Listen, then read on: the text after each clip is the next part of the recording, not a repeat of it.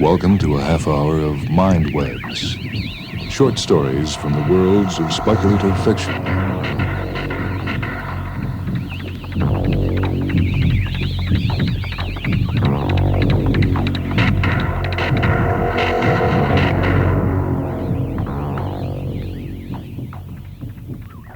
This story comes from the Roger Zelazny book, The Doors of His Face, The Lamps of His Mouth, and Other Stories.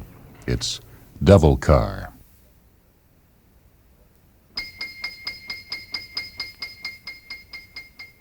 Murdoch sped across the great western road plain. High above him, the sun was a fiery yo-yo as he took the innumerable hillocks and rises of the plain at better than 160 miles an hour. He didn't slow for anything, and Jenny's hidden eyes spotted all the rocks and potholes before they came to them, and she carefully adjusted their course, sometimes without his even detecting the subtle movements of the steering column beneath his hands. Even through the dark-tinted windshield and the thick goggles he wore, the glare from the fused plane burned into his eyes, so that at times it seemed as if he were steering a very fast boat through night, beneath a brilliant alien moon, and that he was cutting his way across a lake of silver fire. Tall dust waves rose in his wake, hung in the air, and after a time settled once more. You are wearing yourself out, sitting there clutching the wheel that way, squinting ahead. Why don't you try to get some rest? Let me fog the shields. Go to sleep and leave the driving to me. No, Jenny, I want it this way. All right, I just thought I would ask. Yeah, thanks. About a minute later, the radio began playing. There was a soft, stringy sort of music. Hey, cut that out. Sorry, boss. Thought it might relax you. Look, when I need relaxing, I'll tell you. Check, Sam. Sorry. The silence seemed oppressive after its brief interruption. She was a good car, though. Murdoch knew that. She was always concerned with his welfare, and she was anxious to get on with his quest. She was made to look like a carefree swinger sedan, bright red, gaudy, fast. But there were rockets under the bulges of her hood, and two .50 caliber muzzles lurked just out of sight in the recesses beneath her headlamps. She wore a belt of 5 and 10-second timed grenades across her belly, and in her trunk was a spray tank containing a highly volatile naphthalate. For his Jenny was a specially designed death car, built for him by the arch-engineer of the GM dynasty far to the east. And all the cunning of that great artificer had gone into her construction. Yeah, we'll find it this time, Jenny. I didn't mean to snap at you like I did. That's all right, Sam. I am programmed to understand you. They roared on across the great plain, and the sun fell away to the west. All night and all day they had searched, and Murdoch was tired. The last fuel stop, Rest Stop Fortress, seemed so long ago, so far back. Murdoch leaned forward and his eyes closed. The window slowly darkened into complete opacity. The seatbelt crept higher and drew him back away from the wheel. Then the seat gradually leaned backwards until he was reclining on a level plane. The heater came on as the night approached later. The seat shook him awake a little before 5 in the morning. Wake up, Sam. Wake up. Oh, what is it? I picked up a broadcast 20 minutes ago. There was a recent car raid out this way. I changed course immediately, and we are almost there. Why didn't you get me up right away? You needed the sleep, and there was nothing you could do but get tense and nervous. Okay, you're probably right. Now tell me about that raid. 6 vehicles, proceeding westward, were apparently ambushed by an undetermined number of wild cars sometime last night. The patrol copter was reporting it from above the scene, and I listened in. All the vehicles were stripped and drained, and their brains were smashed. And the passengers were all apparently killed, too. There were no signs of movement. How far is it now? Another 2 or 3 minutes. The windshields came clear once more, and Murdoch stared as far ahead through the night as the powerful lamps could cut. Hey, Jenny, I see something. This is the place. Circle round, Jenny, and look for heat tracks. I won't be long. The door slammed, and Jenny moved away from him. He snapped on his pocket torch and moved toward the wrecked vehicles. The plain was like a sand-strewn dance floor, hard and gritty beneath his feet. There were many skid marks, and a spaghetti work of tire tracks lay all about the area. A dead man sat behind the wheel of the first car. His neck was obviously broken. The smashed watch on his wrist said 2:24. There were 3 persons, 2 women and a young man, lying about 40 feet away. They'd been run down as they tried to flee from their assaulted vehicles. Murdoch moved on, inspecting the others. All 6 cars were upright. Most of the damage was to their bodies. The tires and wheels had been removed from all of them, as well as essential portions of their engines. The gas tank stood open, siphoned empty. The spare tires were gone from the sprung trunks. There were no living passengers. Jenny pulled up beside him, and her door opened. Sam, pull the brain leads on that blue car, the 3rd one back. It's still drawing some energy from an auxiliary battery, and I can hear it broadcasting. Okay. Murdoch went back and tore the leads free. He returned to Jenny and climbed into the driver's seat. Did you find anything? Some traces heading northwest. Okay, yeah, follow them. The door slammed and Jenny turned in that direction. They drove for about 5 minutes in silence. Then Jenny said, There were 8 cars in that convoy. What? I just heard it on the news. Apparently 2 of the cars communicated with the wild ones on an off band. They threw in with them. Then they gave away their location and turned on the others at the time of the attack. Yeah, what about their passengers? They probably monoed them before they joined the pack. Jenny, what makes a car run wild? Never knowing where it'll get its next fueling or being sure of finding spare parts for its auto repair unit. Why do they do it? I do not know, Sam. I have never thought about it. 10 years ago, the Devil Car, their leader, killed my brother in a raid on his gas fortress, and I've hunted that black caddy ever since. I've searched for it from the air, and I've searched on foot, and I've used other cars. I've carried heat trackers and missiles. I even laid mines. But always it's been too fast or too smart or too strong for me, and, well, then I had you built, Jenny. I knew you hated it very much. I always wondered why. I had you specially programmed and armored and armed to be the toughest, fastest, smartest thing on wheels, Jenny. You're the Scarlet Lady. You're the one car that can take the caddy and his whole pack. You've got fangs and claws of the kind they've never met before, and this time I'm gonna get 'em. You could have stayed home, Sam, and let me do the hunting. No, I know I could have, but I want to be there. I want to give the orders, to press some of the buttons myself, to watch that devil car burn away to a metal skeleton. How many people, how many cars has it smashed? We've lost count. Oh, I've got to get it, Jenny. I'll find it for you, Sam. How's the fuel level, Jenny? Plenty there, and I have not yet drawn upon the auxiliary tanks. Do not worry. The track is getting stronger. That's good. How's the weapon system? Red light all around, ready to go. Some of them carry dead people strapped inside, Jenny, so they'll look like decent cars with passengers. The Black Caddy does it all the time, and it changes them pretty regularly, too. It keeps its interior refrigerated so they'll last. You know a lot about it, Sam. It fooled my brother with phony passengers and phony plates. Got him to open his gas fortress to it that way. Then the whole pack attacked. It's painted itself red and green and blue and white on different occasions, but it always goes back to black sooner or later. It doesn't like yellow or brown or two-tone. No, I've got a list of almost every phony plate it's ever used. It's even driven the big freeways right into towns and fueled up at regular gas stops. You often get its numbers that tears away from them just as the attendant goes up on the driver's side for his money. It can fake dozens of human voices, too, Jenny. They can never catch it afterwards, though, because it's souped itself up too well. It always makes it back here to the plane and then loses them. It's even raided used car lots. Jenny turned sharply in her course. Sam, the trail is quite strong now. This way. It goes off in the direction of those mountains. Follow. For a long time, then, Murdoch was silent. The first inklings of morning began in the east. The pale morning star was a white thumbtack on a blue board behind them. They began to climb a gentle slope. Get it, Jenny. Go get it. I think we will. The angle of the slope increased. Jenny slowed her pace to match the terrain, which was becoming somewhat bumpy. What's the matter? It's harder going here. Also, the trail is getting more difficult to follow. Why is that? There is still a lot of background radiation in these parts, and it is throwing off my tracking system. Well, keep trying, Jenny. The track seems to go straight toward the mountains. Follow it. They slowed some more. I am all fouled up now, Sam. I have just lost the trail. It must have a stronghold somewhere around here, Jenny, a cave or something like that, or it can be sheltered overhead. It's the only way it could have escaped aerial detection all these years. What should I do? Well, go as far forward as you can and scan for low openings in the rock. And be wary, and be ready to attack in an instant, Jenny. They climbed into the low foothills.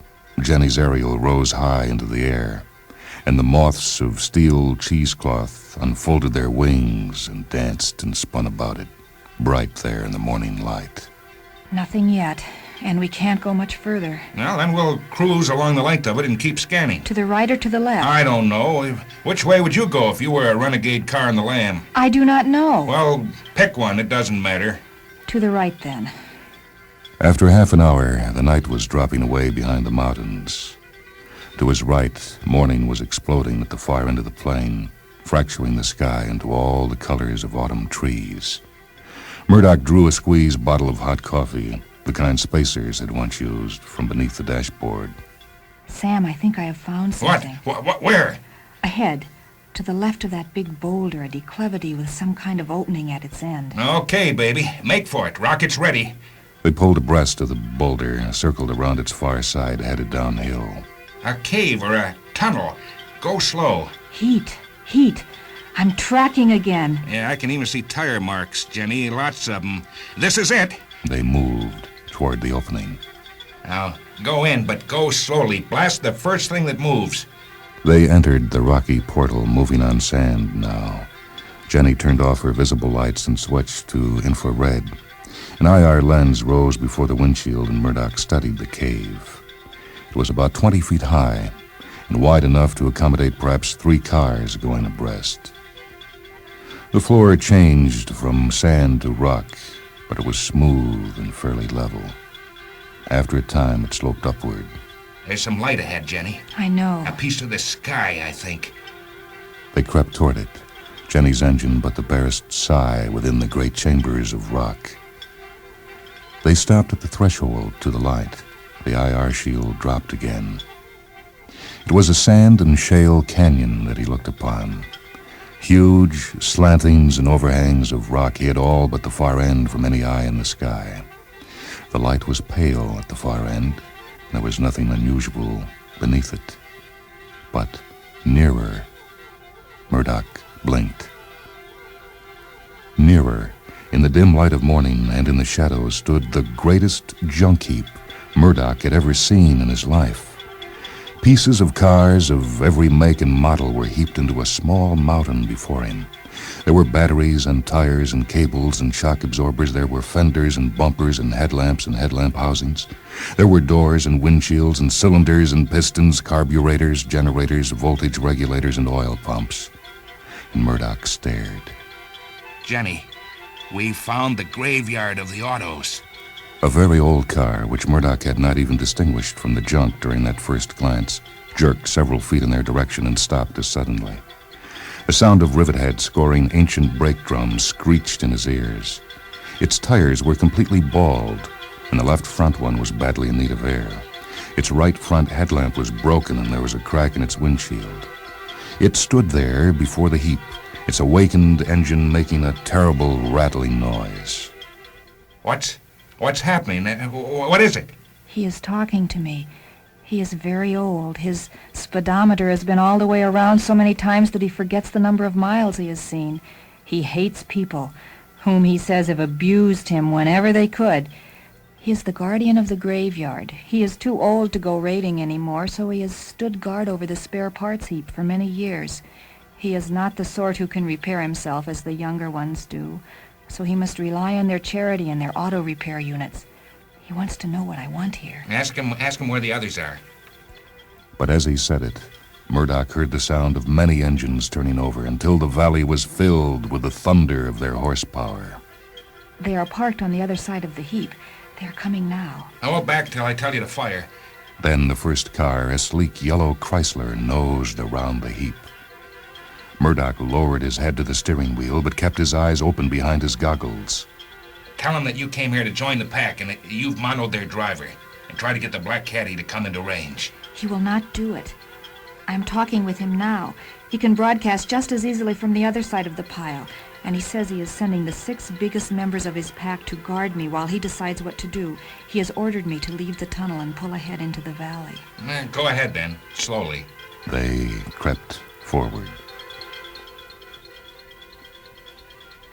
2 Lincolns, a powerful-looking Pontiac, and 2 Mercs joined the Chrysler. 3 on each side of them, in position to ram. Has he given you any idea how many there are on the other side? No, I asked, but he will not tell me. Well, we'll just have to wait then. He stayed slumped, pretending to be dead. After a time, his already tired shoulders began to ache. Finally, Jenny spoke. He wants me to pull around the far end of the pile, now that they have cleared the way, and to head into a gap in the rock, which he will indicate.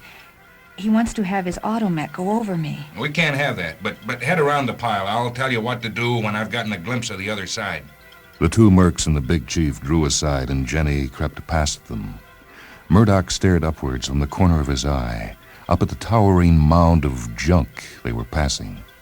A couple well-placed rockets on either end could topple it, but the automech would probably clear it eventually.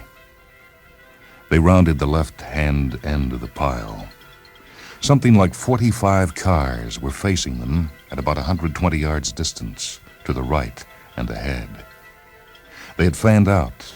They were blocking the exit around the other end of the pile, and the 6 guards in back of him now blocked the way behind Murdoch. On the far side of the farthest rank of the most distant cars, an ancient black caddy was parked. It had been beaten forth from assembly during a year when the apprentice engineers were indeed thinking big. Huge it was and shiny, and a skeleton's face smiled from behind its wheel. Black it was and gleaming chromium, and its headlamps were like dusky jewels or the eyes of insects. Every plane and curve shimmered with power, and its great fish-tailed rear end seemed ready to slap at the sea of shadows behind it on an instant's notice as it sprang forward for its kill. That's it, the devil car. He is big. I have never seen a car that big. He wants me to head into that opening and park. Head toward it slowly, but don't go into it. They turned and inched toward the opening. The other cars stood, the sounds of their engines rising and falling. Check all weapon systems. Red all around. The opening was 20 feet away. When I say now, go into neutral steer and turn 180 degrees fast, Jenny. They can't be expecting that. They don't have it themselves. And then open up with the 50 calibers and fire your rockets at the caddy. Turn at a right angle and start back the way we came and spray the naphtha as we go and fire on the 6 guards. Now! He was slammed back as they spun, and he heard the chattering of her guns before his head cleared.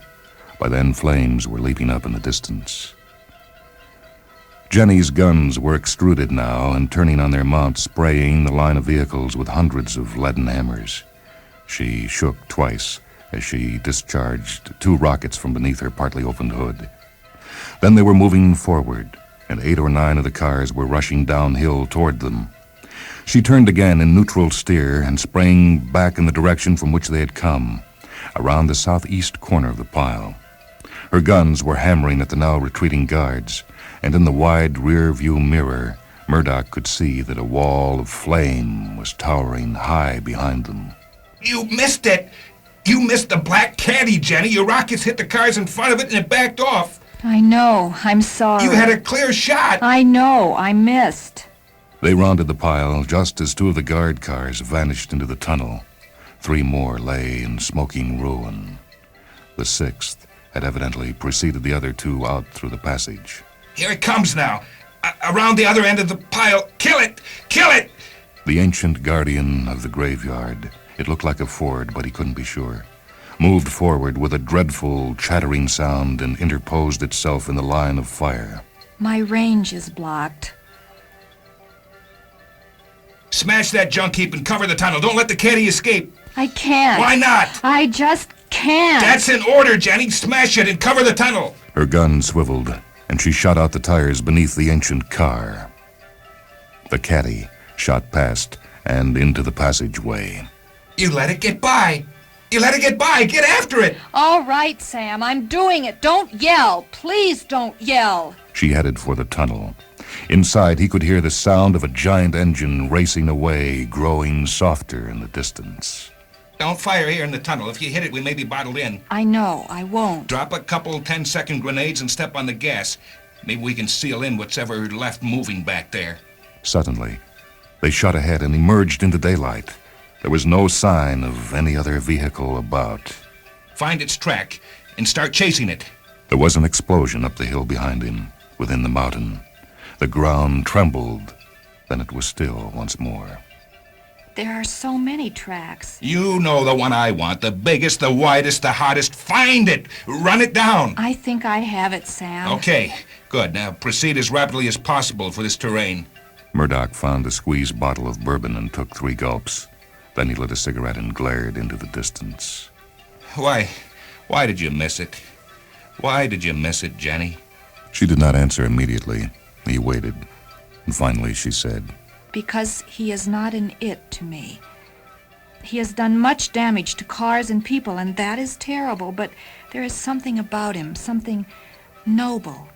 The way he has fought the whole world for his freedom, Sam, keeping that pack of vicious machines in line, stopping at nothing to maintain himself that way, without a master, for as long as he can remain unsmashed, unbeaten.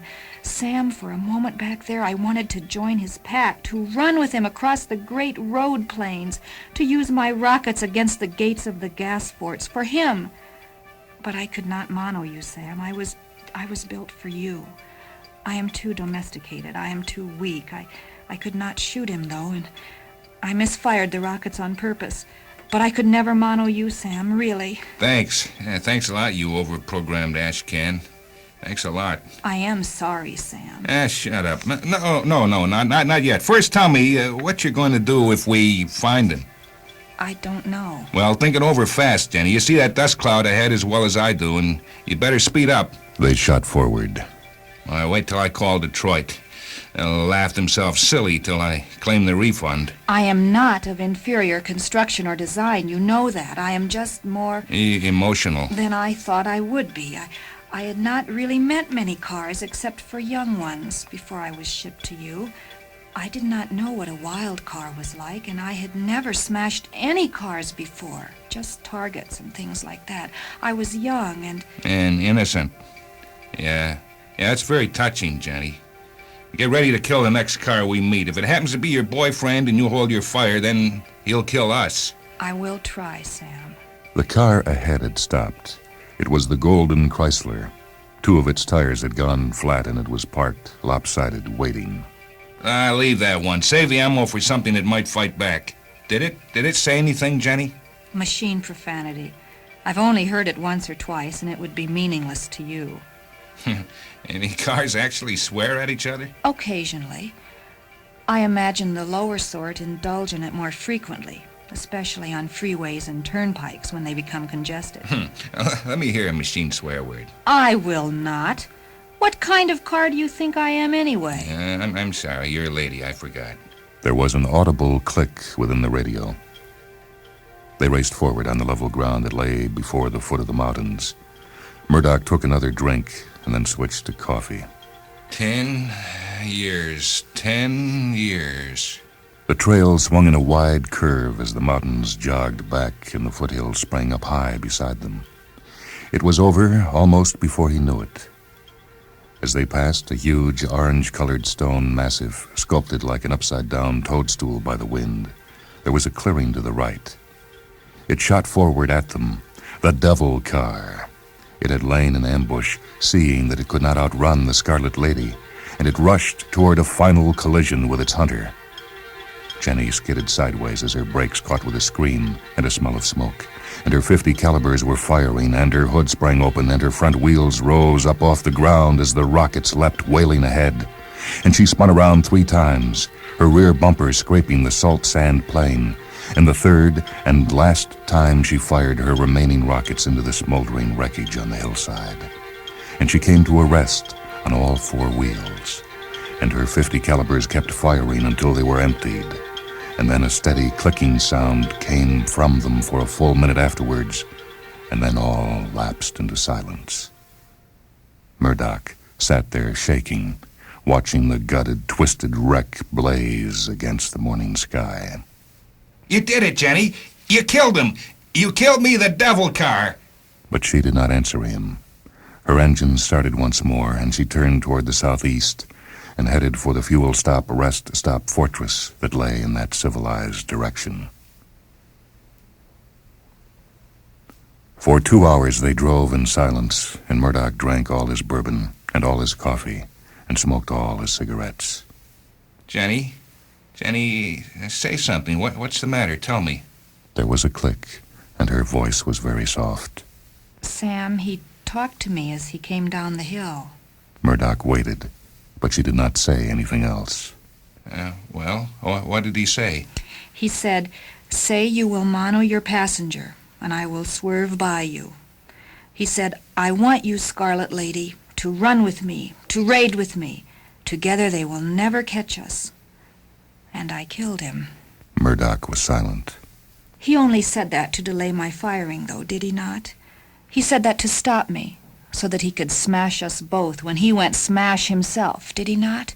He could not have meant it, could he, Sam? No, of course not. Of course not. It was too late for him to swerve.